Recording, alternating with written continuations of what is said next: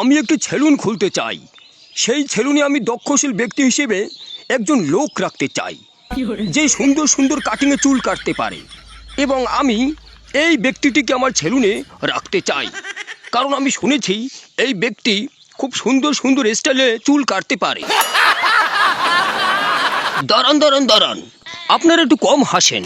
আগে আমি তাকে জিজ্ঞাসা করি যে সে কত টাকা বেতন হলে আমার সেলুনে চাকরিটা সে করবে। হ্যাঁ, এবার আপনি বলুন, আপনি কত টাকা হলে চাকরিটা করতে পারবেন?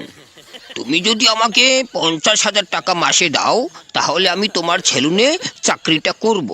কারণ আমি কিন্তু বিভিন্ন দেশ থেকে এই চুল কাটার ডিগ্রি নিয়ে তারপরে এসেছি। সেই জন্য আমি তোমার কাছে 50,000 টাকা চাচ্ছি। এখন তুমি বলো, সেটা কি তুমি আমাকে দিতে পারবে? আপনারা শুনলেন তো, সে আমার কাছে 50,000 টাকা মাসে চাচ্ছে। আপনাকে কেন দেব 50,000 টাকা? তার চেয়ে বরঞ্চ আপনি একটা চেয়ার আর একটা আয়না কিনে ফুটপাতে বসে তারপরে চুল কাটেন।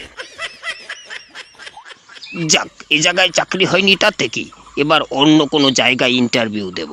দেখুন, আমি বিভিন্ন দেশ থেকে চুল কাটার সুন্দর সুন্দর ডিগ্রি নিয়ে তারপরে এসেছি। আপনারা কি কেউ আমাকে আপনাদের সেলুনে রাখবেন? আমি খুব সুন্দর সুন্দর মোরগ কাটিং, করোনা কাটিং, আরও বিভিন্নভাবে কাটিং দিয়ে চুল কাটতে পারি। আমাকে মাসে 50,000 টাকা স্যালারি দিলেই হবে। আমাদের সেলুনে তোমার মতো লোকের চাকরি হবে না ভাই, তুমি আসতে পারো এখন। ওহো, চাকরিটা হলো না আমার, কি যে করি এখন।